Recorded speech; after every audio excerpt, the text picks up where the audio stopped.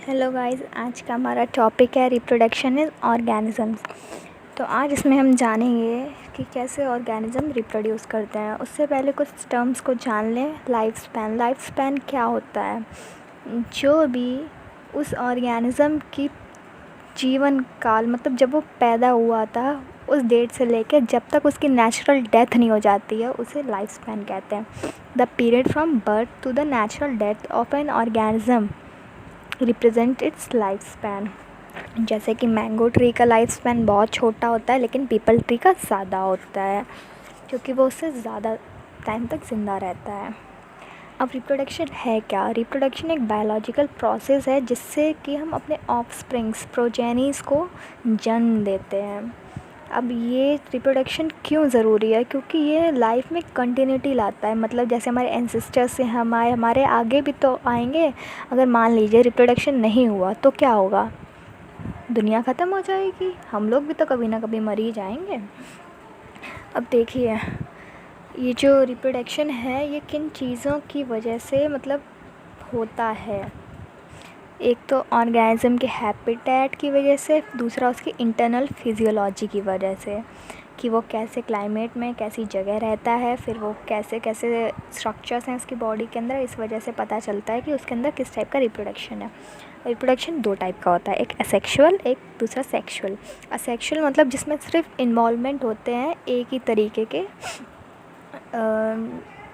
Gametes की, या तो मेल हो या फीमेल हो।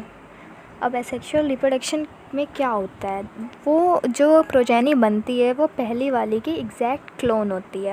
अब क्लोन्स क्या होते हैं? क्लोन्स जो होते हैं वो मॉर्फोलॉजिकल और जेनेटिकली सिमिलर होते हैं। मतलब मॉर्फोलॉजिकल मतलब होता है अपीयरेंस में भी सिमिलर होते हैं, और जेनेटिकली मतलब उनका डीएनए भी सेम होता है।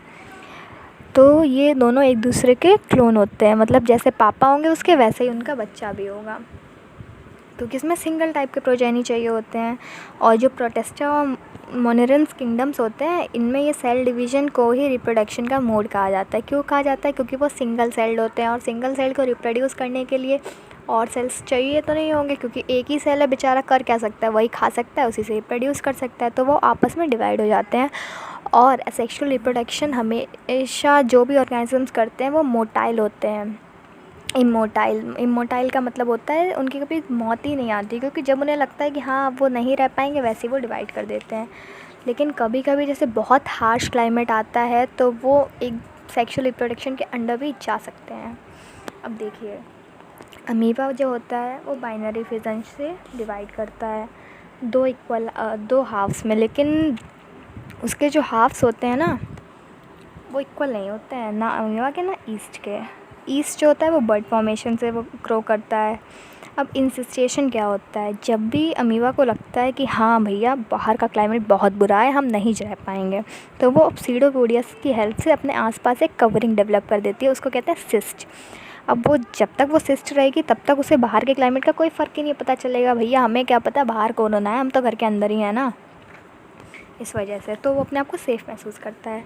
लेकिन जब उसे लगता है कि हाँ ये सब कुछ सही हो गया है, अब कुछ नहीं है, तो वो क्या होगा, धीमे धीमे अंदर ही अंदर उसके मल्टीपल फिजन होने लगते हैं और वो एकदम से फूट जाता है। टॉपिक है रिप्रोडक्शन इज, तो वहाँ से मल्टीपल सेल्स तो आज इसमें हम जानते हैं उसको स्पोरुलेशन ऑर्गेनिज्म रिप्रोड्यूस करते हैं। कंफ्यूज से पहले कुछ टर्म्स को जान लें। और लाइफ स्पैन क्या होता है? एल्गे जो होते हैं वो भी असेक्सुअल मोड से ही रिप्रोड्यूस करते हैं, लेकिन इनके कुछ अलग स्ट्रक्चर होते हैं, जैसे ज़ूस्पोर्स मतलब ज़ू मतलब क्या होता है? एनिमल, मतलब कि नेचुरल डेथ नहीं हो जाती। तो जो मोटाइल ऑर्गेनिजम्स होते हैं ना वो zoospores from birth to the natural death of an organism represent its motile structures होते हैं उनके। जैसे कि मैंगो ट्री का लाइफ स्पैन बहुत छोटा होता है, लेकिन पीपल ट्री का हाइड्रा की मूव करती हैं। अब देखिए वो उससे ज़्यादा अमीबा वो जिंदा रहता है। ईस्ट और अब रिप्रोडक्शन है क्या? रिप्रोडक्शन एक बायोलॉजिकल प्रोसेस है जिससे दोनों के बर्ड्स में अंतर क्या है? प्रोजेनीज को यही है कि उसकी सिंगल वर्ड है और इसकी मल्टीसेलुलर वर्ड है। रिप्रोडक्शन क्यों ज़रूरी है? क्योंकि ये लाइफ में कंटिन्यूटी लाता है। मतलब जैसे हमारे एंसेस्टर्स से हम आए, हमारे आगे भी तो आएंगे।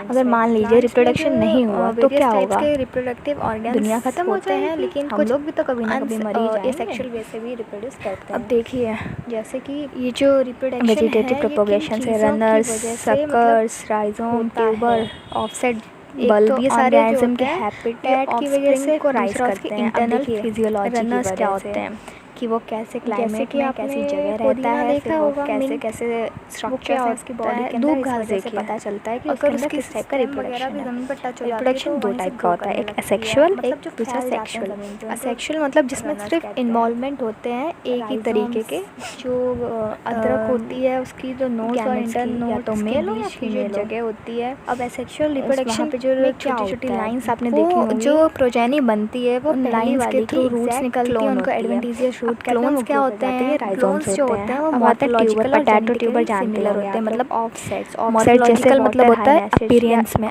में भी सिमिलर होते हैं, और जेनेटिकली मतलब उनका डीएनए भी सेम होता है।